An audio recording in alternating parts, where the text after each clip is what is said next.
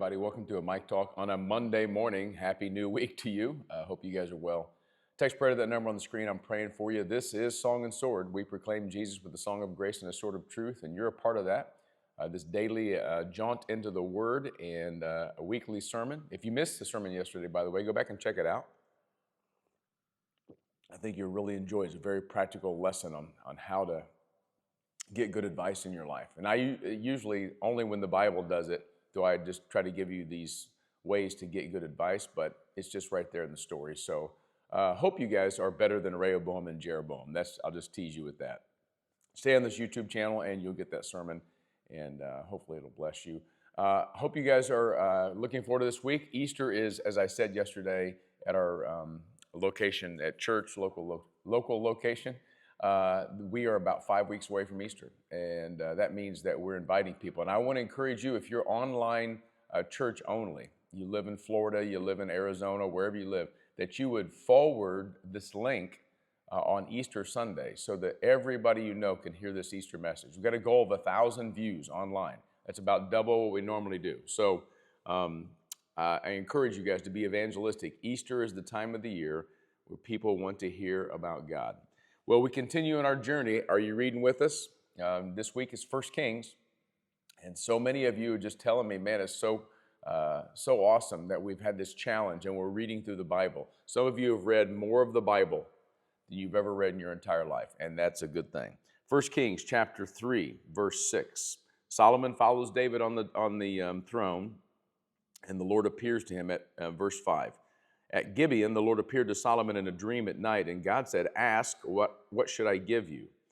And Solomon replied, "You have shown great and faithful love to your servant, my father David, because he walked before you in faithfulness and righteousness and integrity. You have continued this great and faithful love for him by giving him a son to sit on his throne, as it is today.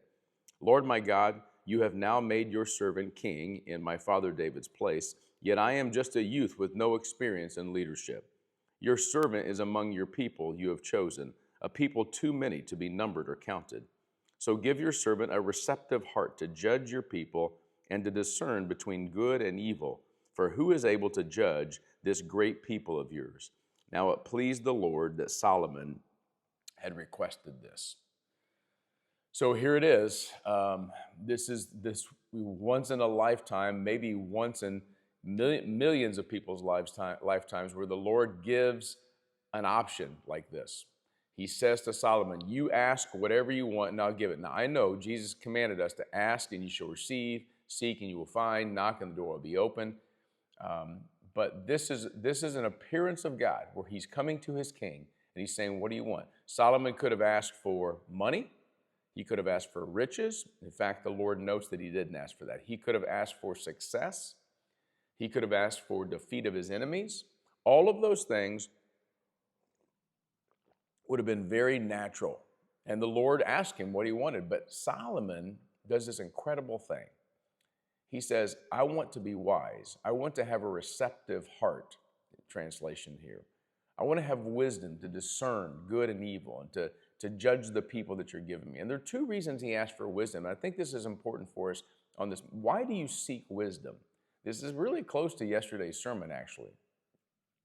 Why do you seek wisdom?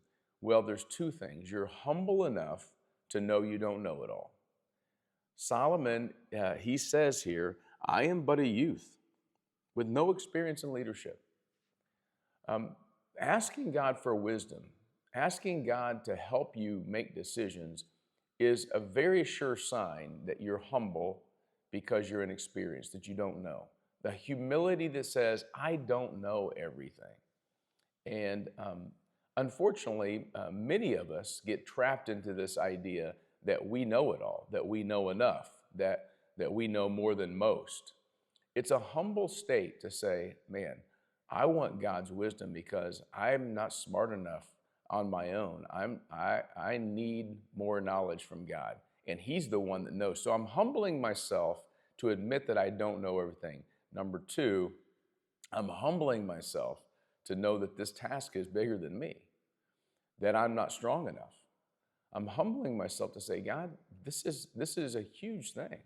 Now, you may not be running the kingdom of Israel like Solomon was, You're likely not, but you might be running a business, you might be running a household, you might be leading a family, you might be leading some people who are following you as you mentor them in their faith.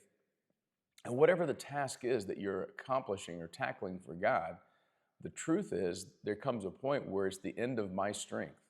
I can't do it anymore. And the Lord, I want you to see this. This is really important. The Lord was pleased, verse 10, that Solomon had requested this. The Lord is pleased when we humble ourselves and come to him and say, Lord, I need your wisdom because I don't know it all. And we come to him and say, Lord, I need your wisdom because I'm not strong enough to do the big things you've asked me to do. Monday can seem big and confusing. Unless you ask the Lord, unless you humble yourself, which I'm doing and I'm going to do some more today. Lord, Song and Sword Church is too big for me to do on my own. Song and Sword Church is too complex for me to figure it out in my own brain, which you guys are probably amening right now. Give me wisdom. And I pray that you'll pray that same prayer for me, but you'll pray that same prayer for yourselves as well, as we follow this example of Solomon. Solomon, what do you want? Name whatever you want in the whole world and I'll give it to you. Lord, I want wisdom because I don't know it all and I can't do it all. That's a good Monday. God bless you guys. Peace.